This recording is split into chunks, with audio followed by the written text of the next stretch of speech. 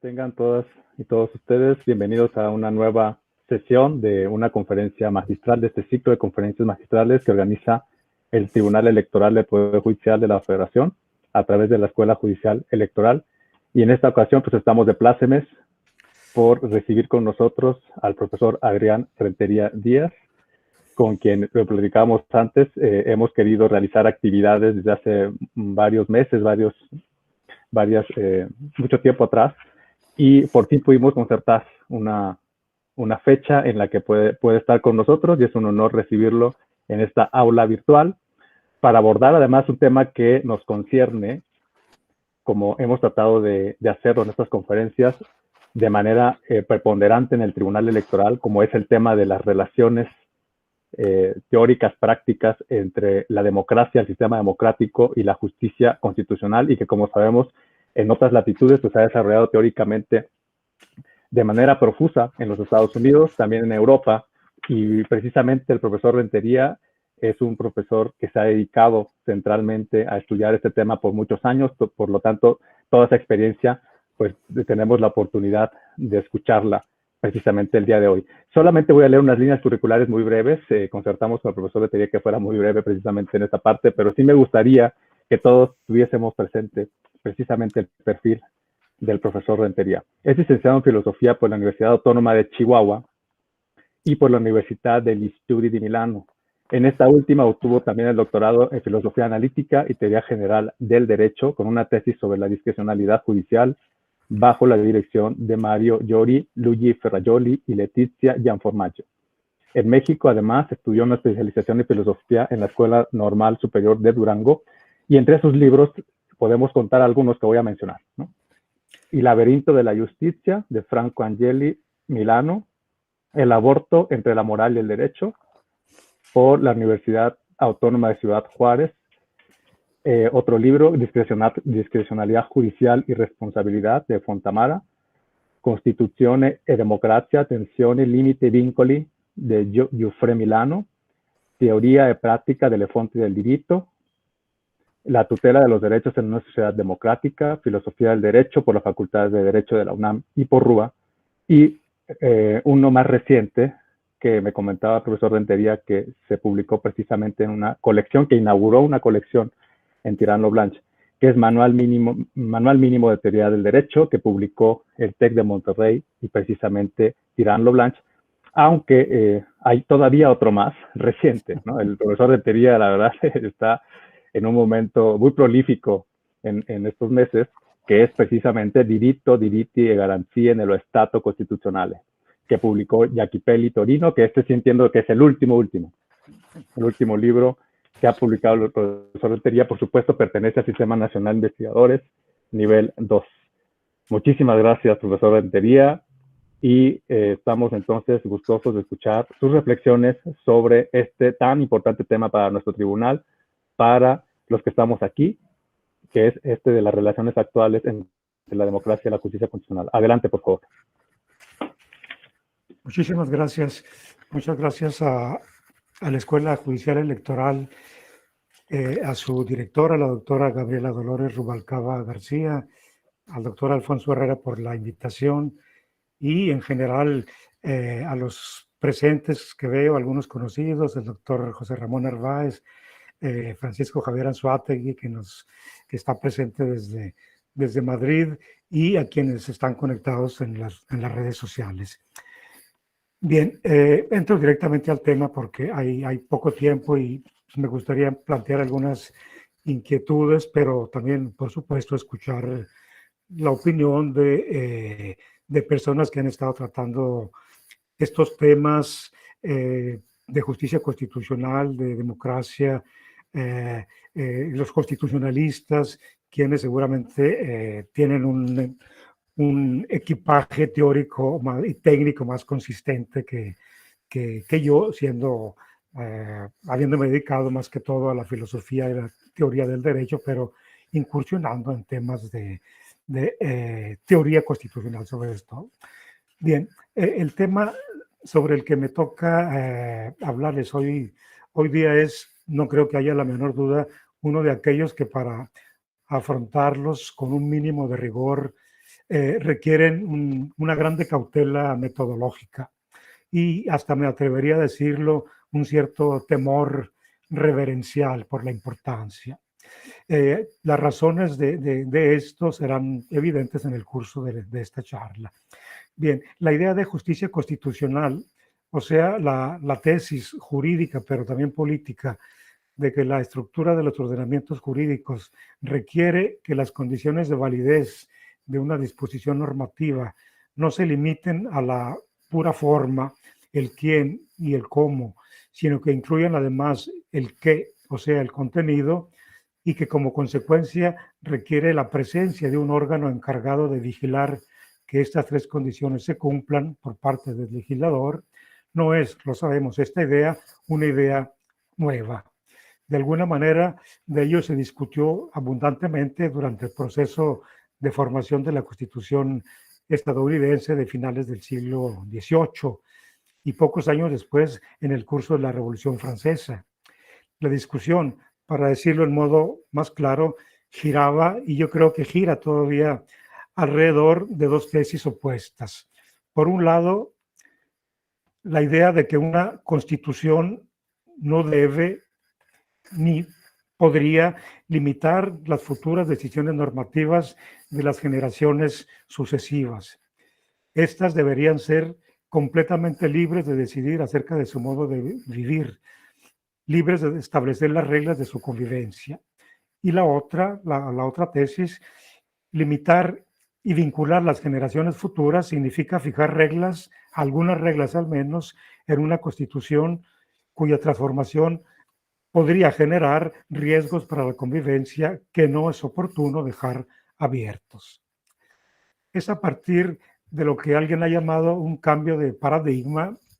No sé si esto se ha aceptado por todos, pero se ha difundido esta idea de un cambio de paradigma, o sea, la difusión del constitucionalismo rígido que en buena parte del mundo occidental e inclusive del mundo, digamos, la parte oriental de Europa, después de la caída del muro, se generalizó después de la Segunda Guerra Mundial y sucesivamente, que se ha iniciado a evidenciar decididamente una serie de aspectos críticos o al menos problemáticos que la justicia constitucional determina en los arreglos institucionales presentes en una constitución y en una sociedad.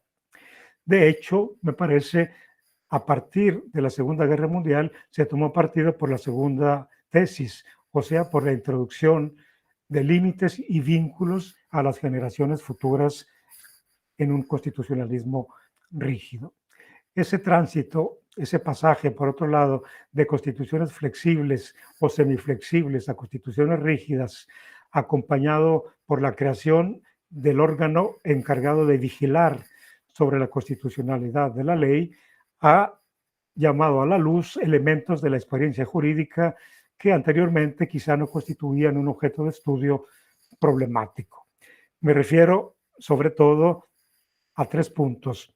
Uno, el déficit democrático que aqueja por lo general a los jueces constitucionales en relación al control que ejercen sobre las funciones de un órgano, este sí, democrático. Dos, la última palabra acerca de la interpretación de las disposiciones normativas. Tres, la misma idea de constitución. En lo que sigue tomaré como punto de partida el punto 3, o sea, la idea de constitución, y me disculparán por esto, una experiencia italiana con la convicción de que a partir de estos dos elementos, después podemos dar alguna idea acerca de los otros dos puntos problemáticos. Bien, la Constitución italiana de 1948, rígida y republicana, contiene una disposición que en resumen dice más o menos así. Abro, la Corte Constitucional conoce de la constitucionalidad de todo acto con valor de ley. Cierro. Dice otras cosas importantes que no vienen al caso ahora. Una clave de lectura muy inmediata de esta disposición, creo que podríamos estar de acuerdo todos, es que tenía como destinatario al futuro poder legislador para que éste creara, entre otras cosas, la Corte Constitucional, que no existía, por supuesto, en el Estatuto Albertino, en la anterior Constitución flexible. El legislador, sin embargo, no fue hasta diciembre de 1955 cuando creó la Corte, 8 años después de que entrara en vigor la Constitución, 1 de enero del 48. La pregunta obvia es, ¿por qué? ¿Por qué tanto tiempo hubo de transcurrir? La respuesta, igualmente obvia, me parece, es que el legislador italiano, donde prevalecía la democracia cristiana, no tenía el menor interés en crear un órgano cuya función fundamental habría sido ejercer una forma de control sobre la ley, sobre las operaciones del mismo legislador. Como instituto delegado legislador por la soberanía del pueblo a crear la ley. Esta resistencia del legislador fue reforzada por aquella parte de la doctrina constitucionalista, pero no solo constitucionalista, que sostenía, por un lado, que el control de constitucionalidad no debía ser retroactivo hacia las leyes, códigos emanados antes de que entrara en vigor la Constitución, y por el otro, y más importante, sostenía que en el fondo una constitución no era otra cosa que un documento formado por indicaciones programáticas dirigidas hacia el futuro, pero que en ningún caso sus indicaciones eran obligatorias. Aquí no puedo dejar de mencionar de pasada, aunque sea, la idea de los principios de Dworkin y de Robert Alexy. Creo que hay una cierta coincidencia. Déjenme decirles, sin embargo, abriendo un inciso, que cierro de inmediato, que a propósito de esto, que en una ocasión, en un evento público, a mi pregunta dirigida a un ex ministro de la Suprema Corte de Justicia de la Nación, a mi pregunta de si la Constitución mexicana contenía normas obligatorias, la respuesta muy rotunda fue negativa. Cierro el paréntesis. De cualquier manera, a esa doctrina que mencionaba antes, se oponían las tesis de quienes, Piero Calamandrei sobre todo, y pocos más, que al contrario sostenían que una constitución contiene normas obligatorias, dirigidas en primer lugar a la legislación, que el incumplimiento de tal deber por parte del legislador constituía una grave violación de sus funciones públicas. Tenemos aquí, en sustancia, dos concepciones diferentes de una constitución, de las que me parece mucho, si no es que todo, de lo que se evidencia como problemático hoy en sus relaciones con la justicia constitucional, deriva de aquella que se adopte por parte de la doctrina, pero también por parte de la política. Es decir, si la idea de una constitución como documento obligatorio o bien como de la constitución como un documento que contiene normas meramente programáticas. Bien, si la constitución que se hace propia es la de un documento en el que se delinea a grandes rasgos la estructura de una sociedad, así como las relaciones entre los particulares y las instituciones, sin considerar la constitución como un conjunto de normas obligatorias, el resultado es, por un lado, una constitución fundamentalmente débil, con escasa capacidad para guiar la sociedad, con severas consecuencias en el terreno de la vida asociada. Dos, una justicia constitucional que, si existe, no tiene la capacidad de intervenir sobre la acción legislativa para controlarla de manera eficaz. Si al contrario se adhiere a la idea de una constitución como norma, como prescripción, lo que resulta, me parece, es una estructura institucional capaz de guiar la vida social con instrumentos más eficientes y además una justicia constitucional en condiciones de controlar de forma más severa, podríamos decir, la acción legislativa como forma de tutela de la Constitución misma. Es un hecho ahora, me parece al menos, que formalmente la idea de constitución que parece haberse instalado en nuestras sociedades es aquella que la considera como una norma, como un documento normativo. Y es entonces cuando los otros dos aspectos que mencionaba antes, que he señalado, emergen en toda su dimensión. Es así porque esta idea de constitución como norma como algo que cuenta, que dura y que vale, da la impresión de encontrarse en una condición de contrariedad con nuestras más acreditadas convicciones acerca de la democracia, entendida esta como un conjunto de reglas y procedimientos mediante los cuales nos aseguramos que las decisiones políticas se toman en función del principio de mayoría. Esta idea de democracia sostenida por Bobbio y por muchos más, incluido Kelsen, es sustancialmente incompatible con la idea de democracia como norma y sobre todo con la justicia constitucional. Lo que se sostiene es que las decisiones asumidas en la arena política, es decir, por quienes se ponen de un lado opuesto a la idea de una constitución como norma, se sostiene en este orden de ideas que las decisiones asumidas en la arena política por los representantes de la voluntad popular, algo así como la esencia de la democracia, no pueden ni deben ser puestas bajo la tutela de un órgano que no es democrático. Se sostiene además, más o menos, que el pueblo, esta figura casi mitológica y potente, pero al mismo tiempo fácilmente manipulable, debe poder decidir libremente a través de sus representantes acerca de las reglas de su convivencia sin obstáculo alguno. No existe nada en este orden de ideas que no esté sujeto a la deliberación pública, ni los derechos fundamentales, ni nada, absolutamente nada que esté plasmado ya sea en la Constitución o en cualquier otro documento normativo. La esfera de lo indecidible de Ferraioli, el coto vedado de Garzón Valdés, serían bellas y emotivas imágenes que sin embargo carecen de todo sentido práctico y teórico porque comportarían una violación de los principios democráticos.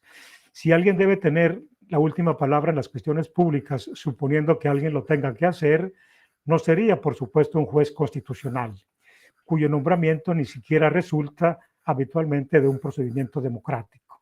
A final de cuentas, ese alguien que puede tener la última palabra no sería otro que el pueblo a través de sus representantes. En este orden de ideas, aquí resumidas de manera más bien rápida y burda, es en este orden de ideas que se anidan todas aquellas propuestas teóricas de quienes, pienso a Roberto Gargarella, Ana Pintore, Jeremy Waldron y otros más, como en México Pedro Salazar, de manera abierta o subrepticia sostienen una idea de democracia deliberativa y formal, y que califican la justicia constitucional como una violación de los principios democráticos. Y lo hacen, quisiera llamar la atención, concentrando la atención casi exclusivamente sobre la función negativa del control de constitucionalidad.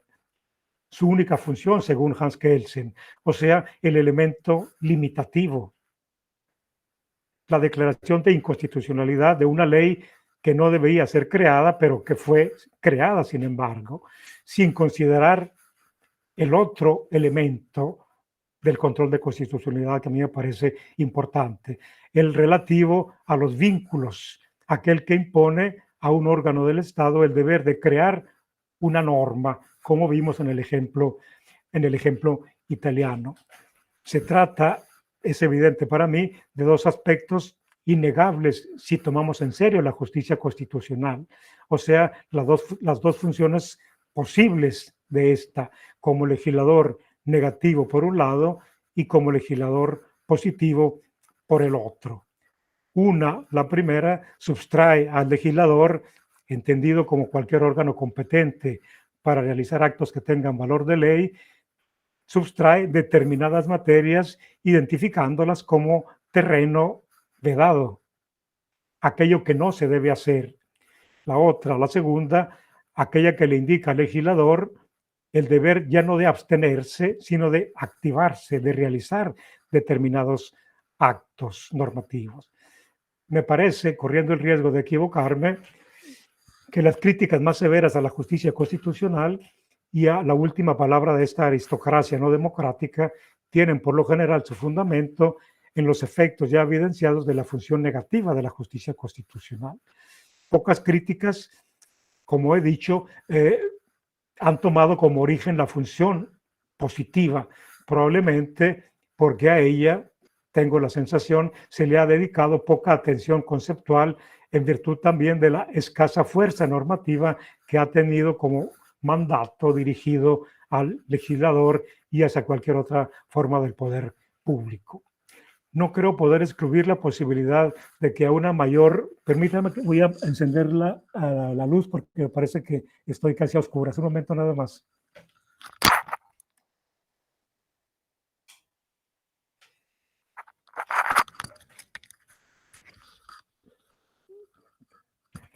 Tenía una buena luz, pero se fue rápidamente terminando. Bien, no creo poder excluir la posibilidad de que a una mayor apertura de la justicia constitucional hacia esta función, la función positiva, corresponderían críticas aún más severas por parte de quienes la consideran como un atentado contra la democracia. Aún en circunstancias en las que, como está sucediendo en México, un juez ordinario acoge un amparo y conmina una articulación del Poder Ejecutivo a vacunar un menor para tutelar su salud en razón de su titularidad como a ese derecho subjetivo. Medidas como esta son importantes porque obviamente toman como base jurídica específica disposiciones constitucionales, pero con una peculiaridad que retomaré enseguida al término de la charla. Las relaciones entre justicia constitucional, constitucionalismo rígido, se podría quizá decir, y constitución, democracia formal, podríamos decirlo también, son complejas, pues. El constitucionalismo rígido, a través de la distinción entre ley y constitución, por un lado, y la justicia constitucional, por el otro, imponen hoy formalmente, se acepte o no, ciertos límites y ciertos vínculos en relación a todo acto creativo que tenga valor de ley. Que esto tenga relevantes implicaciones es indudable, aun si se tomaran en consideración solamente los límites, como he dicho. Relaciones, pues, entre justicia constitucional y constitución rígida que revelan una constante tensión entre dos alternativas que parecerían obligarnos como estudiosos, pero también como ciudadanos, sin descartar, por supuesto, la esfera de la política, que parecen obligarnos a tomar partido o por la justicia constitucional o por la Constitución. Alternativas que parecerían netamente inconciliables. Una tensión, por otra parte, que asume otro sentido importante como el que se ha apenas mencionado, entre democracia y constitución. O somos democráticos y entonces la voluntad del pueblo tiene la última palabra, o bien somos constitucionales, pero de consecuencia no somos democráticos. Un dilema, en suma, para quienes desean visualizar conceptualmente, pero también operar pragmáticamente, una especie de punto mediano, como sería mi intención. Personalmente, en efecto, creo que ese punto mediano no es imposible si consideramos que una constitución, para que sea tal, para que sea una constitución, es un documento, como ha sostenido Stephen Holmes, que cuenta, que vale y que dura, que vale como conjunto de normas, que vale para toda la colectividad y que dura en el tiempo. Bajo esta condición, me parece que es plausible, que es posible conciliar la justicia constitucional con la Constitución, sobre todo si pensamos en las posibilidades y en los efectos de una Constitución que no fuera concebida con esas tres características que he mencionado. Si se razona, en efecto, en términos de las eventuales repercusiones prácticas de una carta constitucional que no posea valor de norma, que no dura en el tiempo y que no es tomada en cuenta por la colectividad a la que está destinada, en el mejor de los casos estaríamos hablando de una ley ordinaria, en el peor de un conjunto de recomendaciones y de consejos, un instrumento, en suma, del que las contingentes mayorías políticas podrían disponer a su antojo, para confeccionarse algo así como un traje hecho a la medida para conseguir proyectos políticos de corte personalista y propietario. Entonces, a mí me parece que, en efecto, si no se desea, y es mi posición, si no se desea concebir la Constitución como un documento que no cuenta, que no vale y que no dura, no tenemos otra alternativa que asumir la imagen de una Constitución como un documento normativo que cuenta y que dura. Y si tengo razón, entonces una adecuada teoría constitucional tiene como objeto esta forma de constitución, la constitución rígida que se ha desarrollado a partir de la posguerra, cuando se ha abandonado una idea de constitución en la que prevalece una perspectiva desde lo alto, desde el Estado y sus aparatos, una sociedad organicista, impregnada de un idealismo metafísico donde lo que cuenta es el todo y no las partes, y se ha sustituido con una perspectiva constitucional que parte desde abajo, desde las personas, desde los individuos. Cierto, no se trata tampoco, hay que ser claros también en esto, no se trata de considerar la Constitución como un documento normativo monolítico, esculpido en el mármol de una vez y para siempre. Porque no digo nada de trascendental, una Constitución que no prevea medidas de adecuación a la realidad, o por medio de su reforma explícita, o bien a través de la legislación ordinaria, podría generar serios riesgos en razón de la potencia de las instancias sociales transformadoras que se generan en el tiempo en una sociedad. Una metáfora útil para entender esto, perdóneseme la referencia culinaria, es una olla express, una olla a presión, con una válvula obturada. Posiblemente, si se utiliza en esas condiciones, asistimos a un fuerte problema, un fuerte estallido en cocina, ¿no? Pues bien, no cabe duda que una constitución debe tener válvulas de seguridad, medidas para guiar su transformación, evitando así estallidos sociales. No me parece adecuada, en consecuencia, la visión catastrófica de quienes, para sostener la perspectiva democrática, según lo que hemos visto, afirman que la justicia constitucional termina por sustraer al debate democrático toda decisión política, promoviendo la idea de que todo debe someterse a discusión, porque no hacerlo vulneraría en modo grave los ideales democráticos. Y sobre todo, se trataría de una discusión en la que la última palabra la tomaría el pueblo. Tengo la firme convicción de que, por un lado, hay muchos ámbitos de la vida en sociedad que deben estar abiertos en cuanto a ese resultado a la discusión.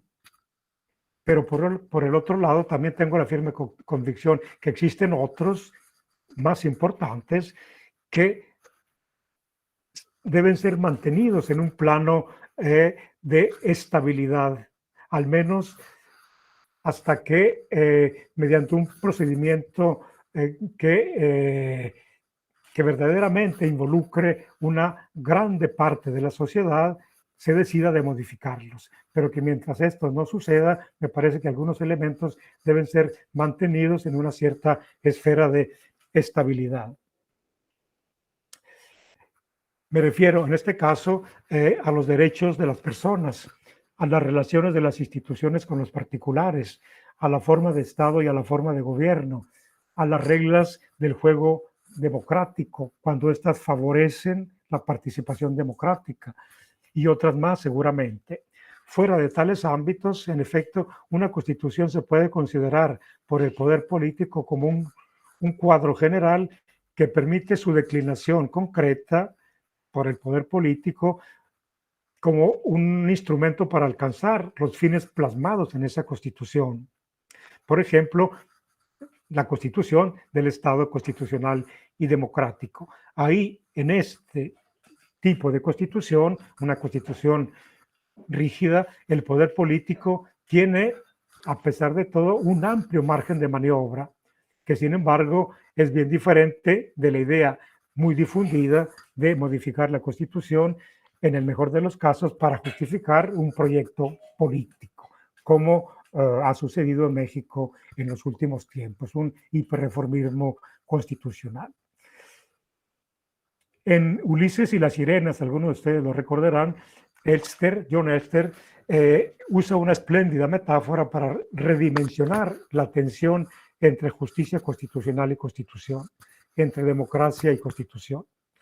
Lo repito brevemente. Ulises desea escuchar el dulce cantar de las sirenas, pero sabe que ello lo puede conducir a tomar decisiones peligrosas para él y la tripulación, de tal modo que decide escucharlas, pero atado al mástil, después de haber dado precisas instrucciones para que sus acciones en esas condiciones, escuchando el dulce cantar de las sirenas, no sean consideradas por la tripulación.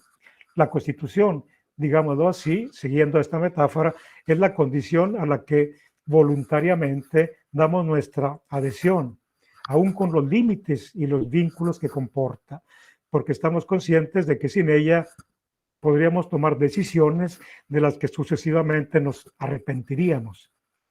De acuerdo con esta metáfora, en efecto, el control de constitucionalidad no vulnera, sino por el contrario, me parece, fortalece y refuerza la democracia y la misma Constitución. Ya para terminar, quisiera referirme muy brevemente y solo para evidenciarlo como un eje temático muy complejo a las modalidades de ejercicio del control de constitucionalidad que pasan por las decisiones particulares de la justicia ordinaria. Sé que este es un tema muy estudiado por Alfonso Herrera. Me parece que la toma de decisiones de esta manera, o sea, una declinación del control difuso de constitucionalidad, tiene algunas virtudes y algunos defectos. Sus virtudes, simplificando bastante, es que puede dar como resultado asegurarles a los particulares un acceso directo a la justicia. Sus defectos, simplificando también un discurso muy complejo, es que se trataría en todo caso de una justicia particularista y con tintes clasistas, y sobre todo que permitiría muchas lecturas del dictado constitucional, que de esa manera estaría abierta, más que si se tratara de un sistema centralizado, centrado, más abierta a la incertidumbre, y por ello expuesta quizá a un riesgo, no digo que sucede, digo que podría suceder, un riesgo excesivo de protagonismo y de juicialización de la sociedad. A mi juicio, pero me doy cuenta de que esta es una afirmación que puede no ser compartida por los presentes, los defectos, por llamarle así, superan con creces las virtudes. No entro aquí, lo digo solo en aras de vislumbrar un panorama más amplio y más complejo aún en algo que ya mencioné antes, es decir, las cuestiones conectadas con el control de convencionalidad.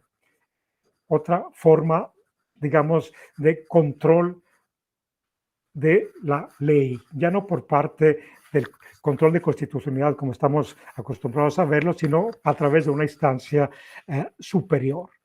Y menciono, para dejar constancia de esta complejidad, sobre la que no tengo una convicción fuerte, menciono la reciente decisión de la Corte Constitucional polaca en la que se asienta que la normativa comunitaria de la UE viola la Carta Constitucional. De esto se está discutiendo en estos días en el Consejo de Europa. Para terminar,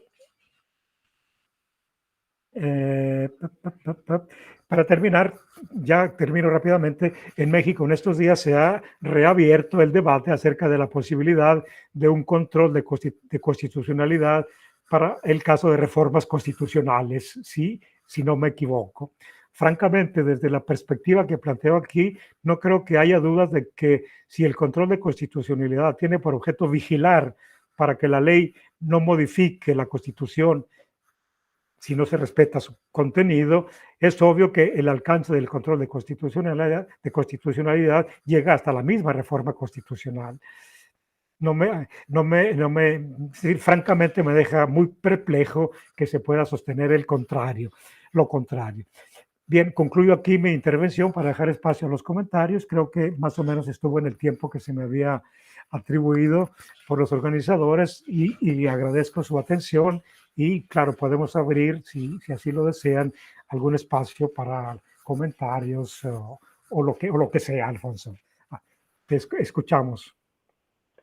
Muchísimas gracias, Adrián. La verdad es que has planteado un conjunto de temas que por sí mismos, si los diseccionamos, pues darían lugar a múltiples conferencias magistrales sobre esos puntos precisamente tan debatidos y deliberados en la teoría y en la práctica. Pues yo en este momento abro al aula virtual para que recojamos comentarios, preguntas, cuestionamientos, observaciones, por supuesto, a partir de la exposición. Adelante, por favor, José Ramón Narváez. Sí, gracias, Alfonso. Adrián, muy interesante y además está sirviendo de enlace con una teoría italiana del constitucionalismo, de la filosofía política, ¿no? Que no es muy conocida y leída en México, en América Latina en general, ¿no? Ana Pintore, por ejemplo, ¿no? Que citaste.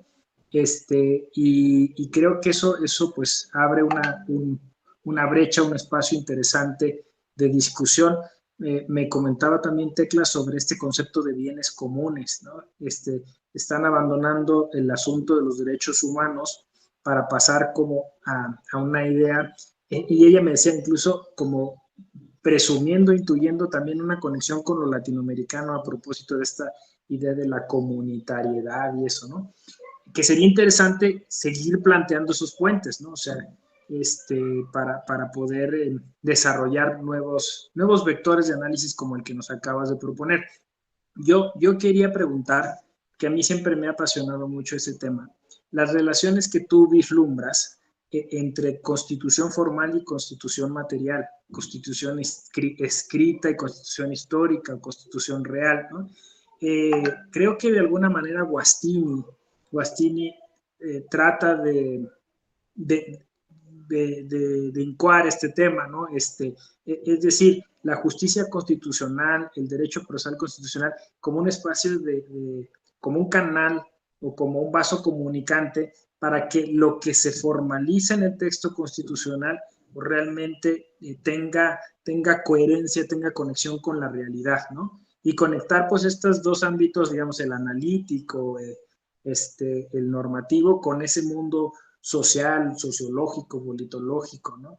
Y justo en esta idea de Guastini, de una especie de interpretación popular de la Constitución. O sea, al final del día, todas y todos interpretamos diariamente nuestros derechos y lo que la Constitución dice, circulando, expresando nuestras ideas, asociándonos, y casi nadie toma en consideración esa fuente. O sea, la cultura popular o lo que la gente hace o piensa de la Constitución, y como que lo elitizamos el discurso constitucional, pensando que el intérprete es solo alguien que tiene como este halo de grandeza y de superioridad, incluso omnisciencia, ¿no? Que va a saber de todo y va a saber de todos. Y eso no es posible. Y justo ese es el dilema democrático. ¿Cómo un intérprete constitucional de esa calidad, que está en una burbuja, va a conocer lo que realmente todos quieren y todos necesitan, ¿no? Un poquito ese es el planteamiento que a mí me ha traído en los últimos años. Gracias. Alfonso, ¿cómo procedemos? Le respondo a José Ramón y después llegan otras preguntas. Una por una vamos procediendo. ¿Qué te parece? Bien, así, perfecto, sí. Adelante. Así no se me olvidan inclusive. Bien. Sí, tú has mencionado un tema muy importante que yo marginalmente solamente lo he puesto por ahí. Es decir, aquella idea sostenida en Italia en los años 40, 50 por Mortati, ¿no? La distinción entre una constitución formal y una constitución material. Si bien Mortati no es uno de mis autores preferidos por su connivencia con el fascismo, sin embargo, tengo que reconocer que hay algo importante en esa distinción, ¿no? Hay algo importante porque se refiere precisamente a la potencia social, a la fuerza social de las comunidades, lo que se mueve en el ámbito real. Y esto me parece que es importante que se distinga conceptualmente hablando de una constitución material en este caso. Sin embargo, tengo algunas diferencias con Guastini, sobre todo, digamos, por sus posiciones a veces extremadamente realistas, ¿no? Es decir, lo que cuenta, lo que debe contar, no solo lo que cuenta, sino lo que debe contar es la realidad. Y aquí lo que se le podría objetar, o que yo le objeto, es que ese realismo jurídico y político pues nos llevaría a considerar que la Constitución sea solo lo que el pueblo decida. Ahora, ahí la cuestión es que formalmente podríamos estar de acuerdo, ¿no? Pero la cuestión es cómo vehicular efectivamente la voluntad del pueblo en una unidad, para que efectivamente esa unidad represente la voluntad popular. Es decir, ahí entrarían en juego cuestiones como las reglas electorales, cómo poder efectivamente pensar que lo que piensa el pueblo, admitido que el pueblo sea siempre una entidad buena, admitido esto, que no siempre es así, desgraciadamente, se pueda vehicular a través de una democracia representativa. De aquí yo creo que hay muchas derivaciones importantes, ¿no? Eso de una democracia participativa, deliberativa, que por un lado deja siempre abierto todo a la decisión y que por el otro trata de favorecer siempre la participación.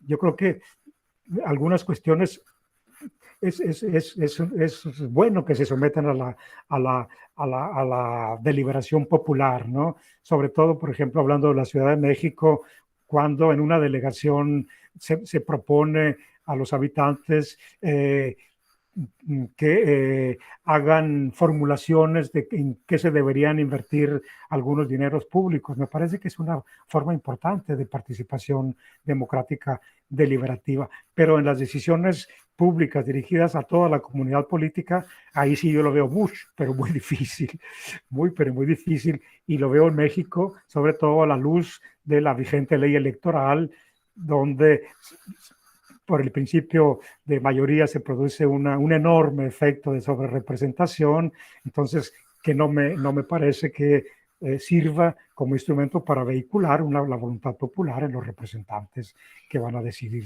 sucesivamente. Muchas gracias. ¿Alguien más que guste participar de viva voz en este momento? Sí.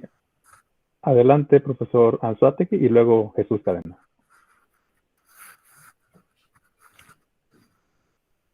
Parece que el audio está desactivado. ¿Ahora mejor? Ahí está, perfecto.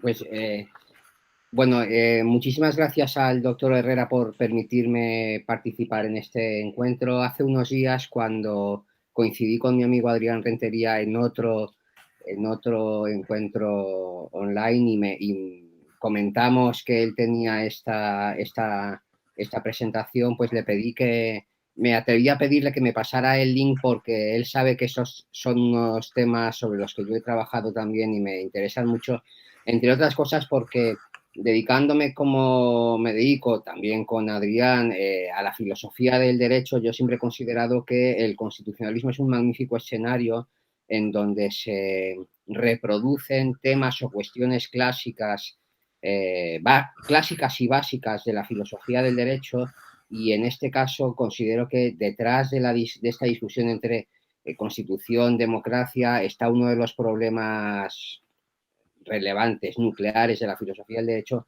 que es la tensión entre razón y voluntad. ¿Sí? La razón de los derechos frente a la voluntad del poder del Parlamento o de las mayorías. Me gustaría hacer tres comentarios o tres reflexiones que me han surgido a partir de la escucha de la intervención de Adrián. Claro, yo creo que cuando se enfocan estos temas no hay que olvidar el marco dentro del cual se enfocan. Y ese marco es el del constitucionalismo. Esto puede parecer banal, pero no lo es. Este marco es el del constitucionalismo entendido antes que como un específico modelo jurídico político, entendido como una filosofía en torno a una filosofía política e incluso, si se quiere, también una filosofía moral en torno a los límites al poder. Filosofía de origen liberal, que hunde sus raíces en la Ilustración, y es en ese marco en donde nosotros nos tenemos que plantear el resto de los conceptos, comenzando por el mismo concepto de constitución. Es decir, yo creo que en ese marco y a la luz de esa filosofía sobre los límites al poder no tiene cabida, no es posible plantearse un concepto de constitución entendido como norma programática.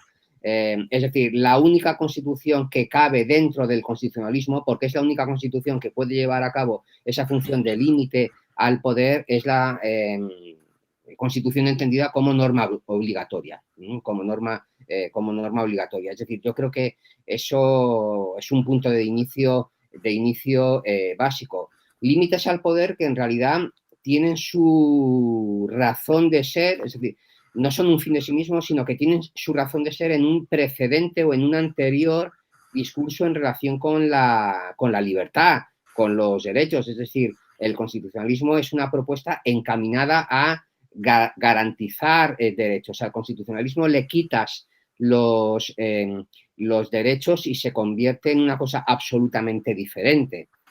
Es como si a la Constitución a la que alude el artículo 16 de la Declaración Francesa de 1789 le quitas los derechos y le quitas la separación de poderes. Deja de ser Constitución. Y aquí se plantea el problema, se plantean en relación con el concepto de poder, creo que se plantean dos problemas importantes.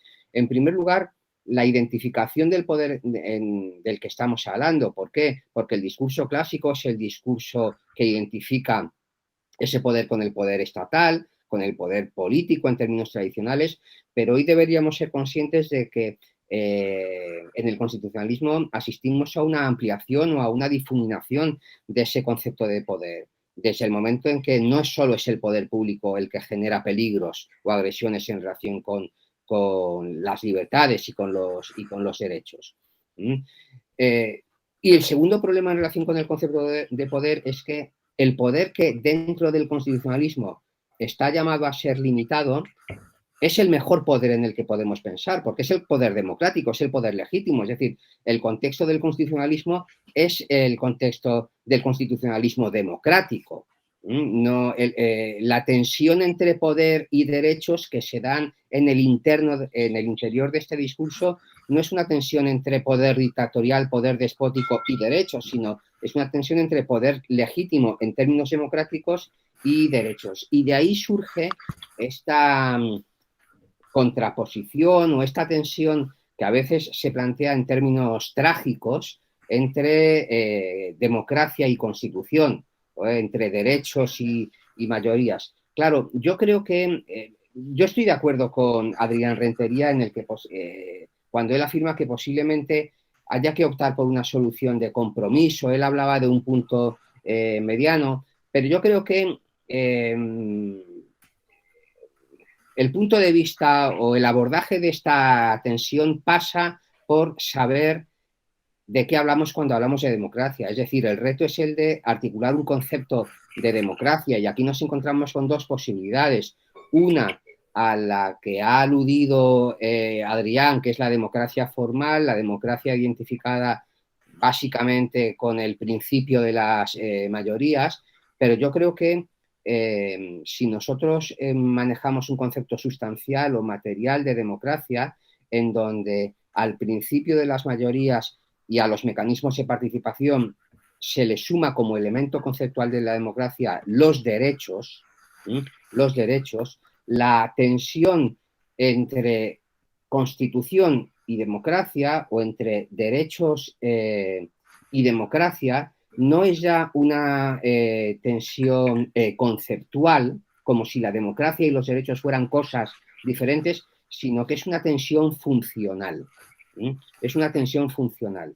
Y es en ese sentido, en el que el constitucionalismo, creo, recupera un cierto discurso funcional en lo que a la limitación del poder se refiere, que es muy conocido por los filósofos del derecho y no deja de ser el discurso iusnaturalista.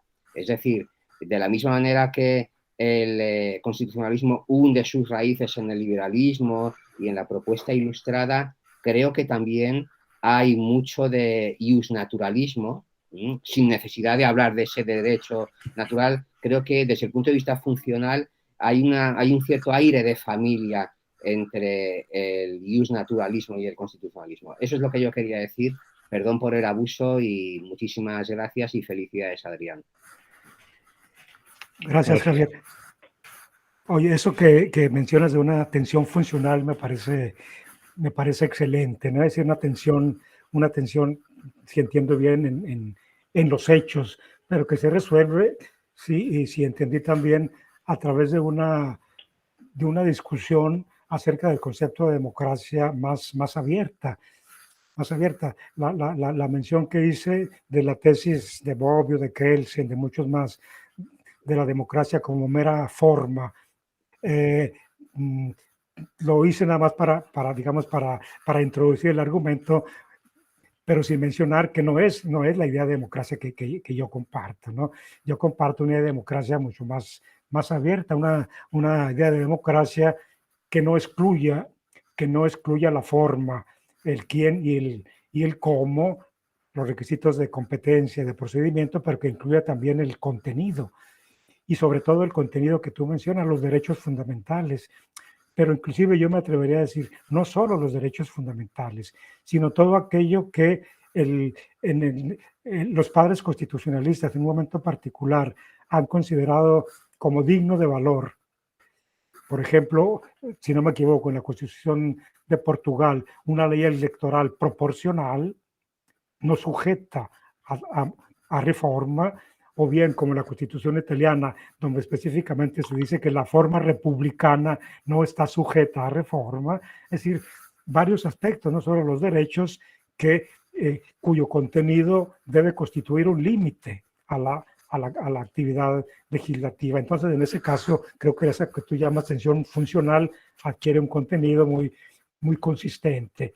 Por otro lado, yo también mencionaría, y aquí subrayo algo que mencionaba antes, ¿no? Es decir, la poca atención, me parece, que le hemos dedicado a los vínculos, es decir, a la tutela de aquellos derechos que no consisten simplemente en los derechos de libertad, sino los derechos sociales, allá donde al legislador se le impone el vínculo de cumplir determinados actos normativos, de tutelar los derechos, el derecho a la salud, a la instrucción, a una vida digna, etcétera, etcétera. Sobre esto yo creo que hablo por cuanto concierne la filosofía del derecho, yo creo que nos hemos ocupado muy poco de los constitucionalistas, no sé si haya mucho, pero no he leído muchísimo, debo decirlo, pero puedo equivocarme. Gracias, Javier, por tus observaciones. Gracias. Adelante, Jesús. Gracias, doctor. Felicitarlo, doctor Adrián, por la estupenda conferencia que nos brindó el día de hoy. A propósito de dos temas que puso sobre la mesa, me gustaría generarle un par de preguntas. La primera tiene que ver con la legitimación democrática de la justicia constitucional. Hay un debate, algo contemporáneo, que se da en torno a la legitimación que tienen los jueces para poder invalidar una norma que contradice el contenido de la Constitución, que incluso en los sistemas del common law, en un debate que tiene Per Warren con Larry Kramer, pues se da el tema de las posiciones muy extremas, ¿no? Donde Larry Kramer dice, bueno, que los jueces quiten sus sucias manos de la Constitución, ningún tipo de legitimación. Entonces, me gustaría preguntarle, desde su perspectiva, la justicia constitucional, ¿dónde adquiere la legitimación democrática? Bajo la tesitura de que los jueces pues, no son electos a través de un proceso de democracia representativa, sino que hay otros mecanismos para que lleguen a ocupar esos puestos, sobre todo cuando forman parte de los tribunales constitucionales. Gracias. La segunda pregunta es, respecto al tema de la reforma constitucional. Creo que el elemento o la pregunta esencial no es si se debe de controlar la reforma o no, lo dijo muy bien, creo que hasta resultaría absurdo pensar que no. Creo que la pregunta, y es algo que nos hemos cuestionado mucho en México, es quién y cómo. ¿Quién debe de controlar la reforma y a través de qué mecanismos se tiene que controlar las posibles reformas que afecten una cláusula de no modificación o una cláusula pétrea del contenido constitucional o que afecten el derecho fundamental? Muchas gracias, doctor. Gracias por sus preguntas. Bien, en efecto, se ha mucho criticado el déficit democrático de los jueces constitucionales, llamémoslos así por comodidad, ¿no? Precisamente porque no son electos en un procedimiento electivo ordinario. Sin embargo, yo creo que hay una cierta forma de exageración en esta afirmación. Porque hay sobre todo en los sistemas parlamentarios, hay institutos que no son elegidos democráticamente y que sin embargo dentro del sistema democrático no generan una polémica fuerte, ¿no? En un sistema parlamentario, por ejemplo, el jefe de gobierno lo elige el Parlamento. Es decir, indirectamente está legitimado por esta forma de nombramiento.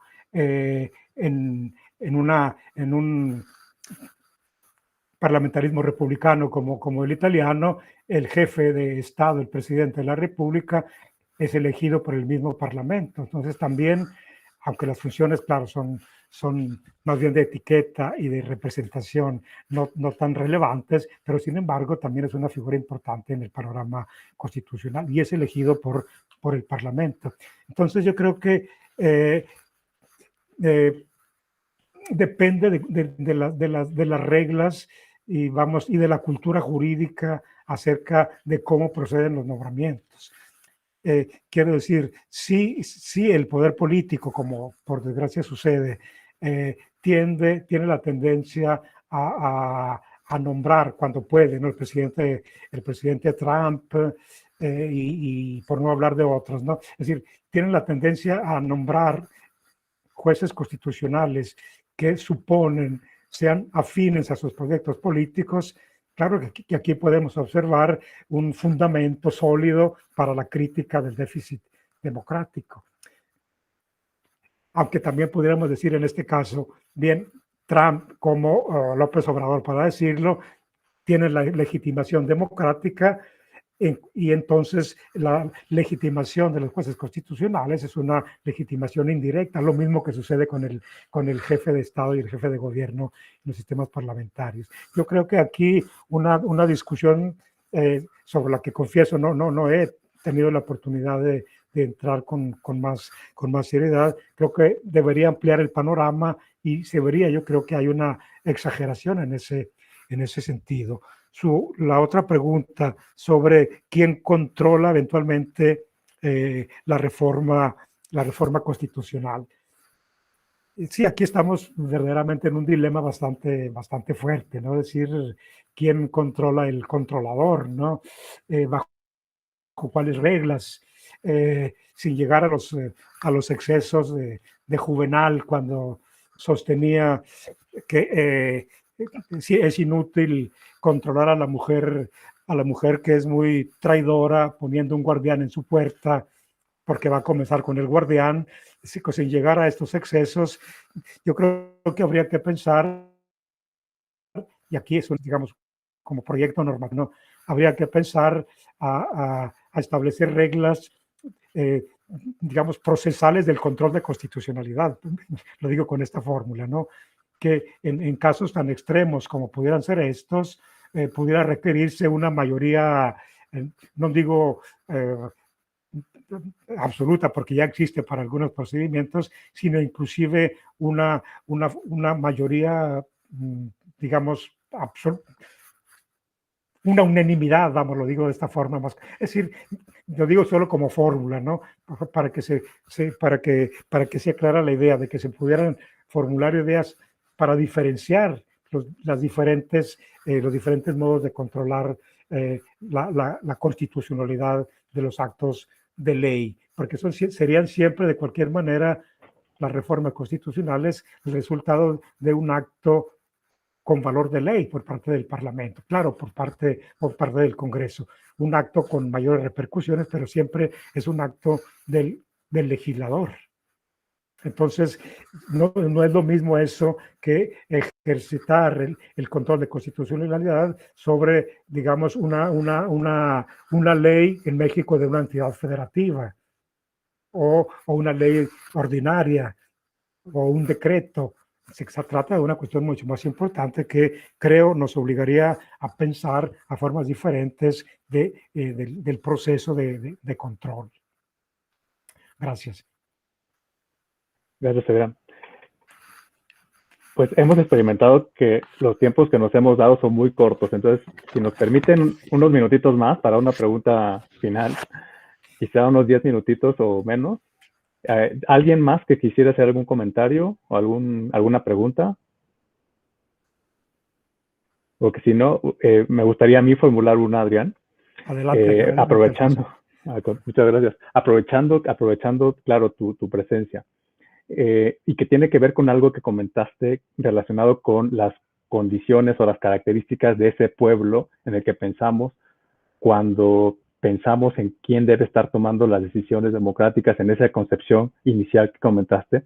Y creo que utilizaste la palabra o el calificativo de un pueblo solvente o un pueblo bueno. Y esto me trajo la idea, y claro, es una expresión que en México, por supuesto, que tenemos muy presente en el discurso político. Y eso me trajo también la idea de algo que afirma y que sostiene Jeremy Waldron en uno de sus últimos libros traducidos al español, que es el en contra de los jueces, o algo así lo denomina, contra el gobierno de los jueces, utilizando aquella expresión clásica, ¿no?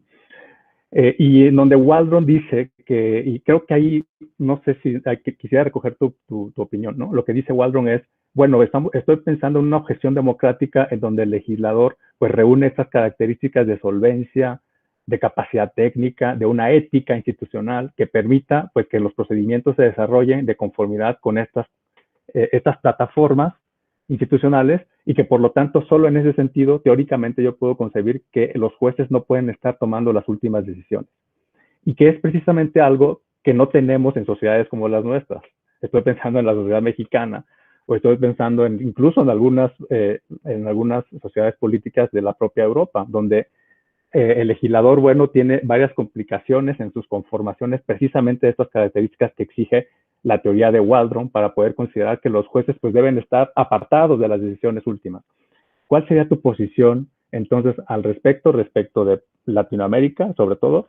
Y por supuesto si se puede dirigir también la visión hacia México, pues mucho, mucho mejor. Muchas gracias.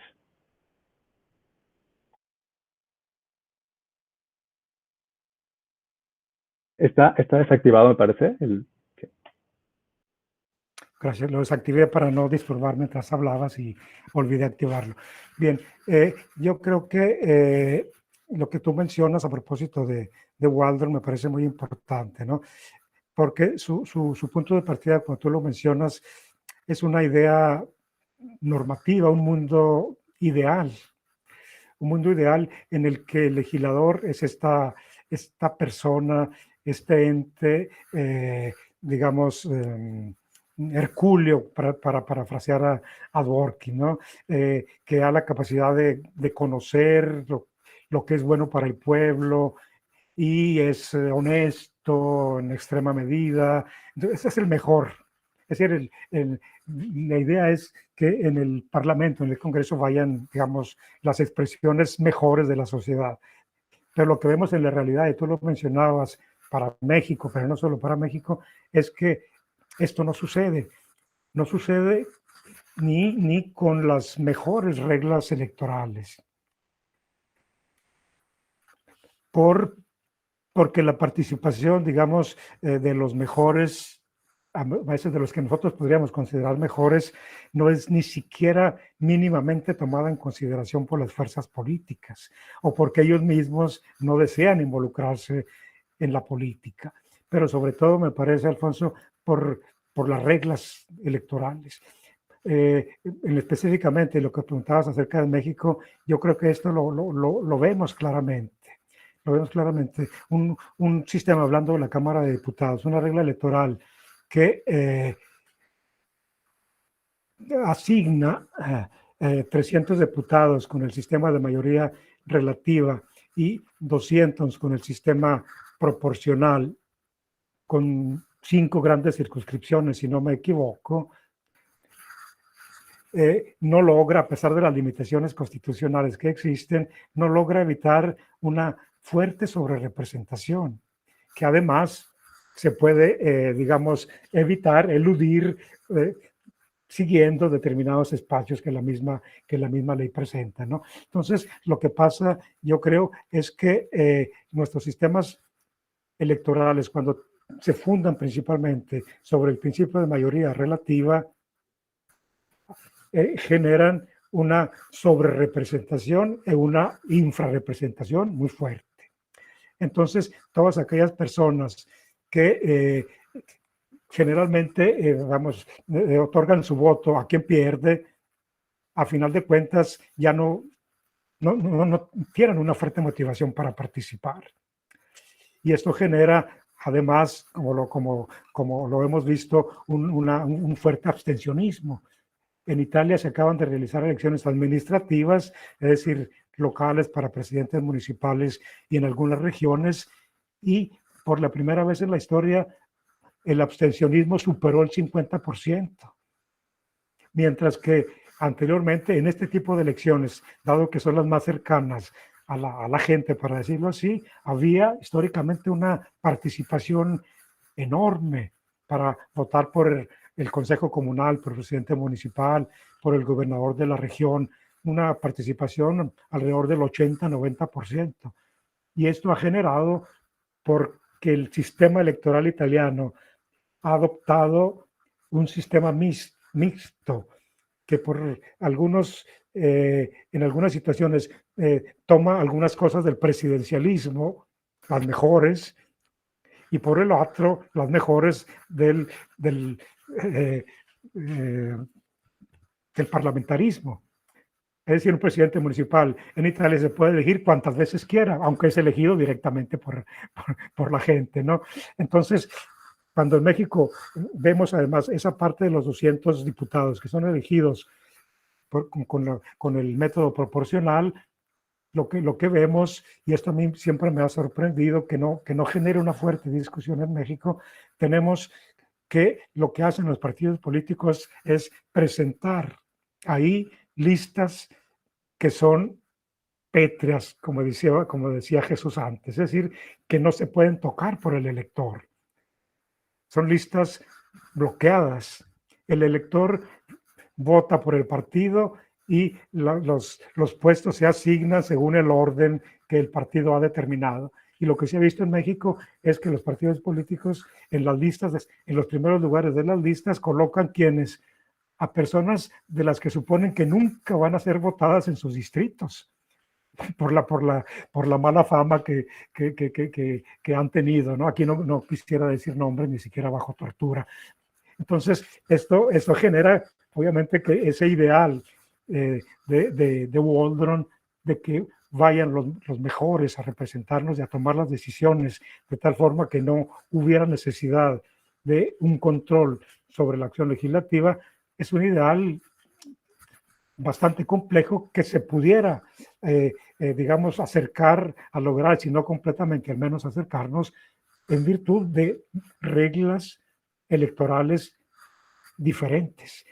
Pero claro, cuando vemos en México que el partido que en un momento particular contingente piensa tener la mayoría, lo primero que quiere es desaparecer los pluris, ¿no? Quiere que el sistema sea todo concentrado sobre el principio de mayoría relativa, porque esto le asegura efectivamente un mayor poder para nombrar a los candidatos, ¿no?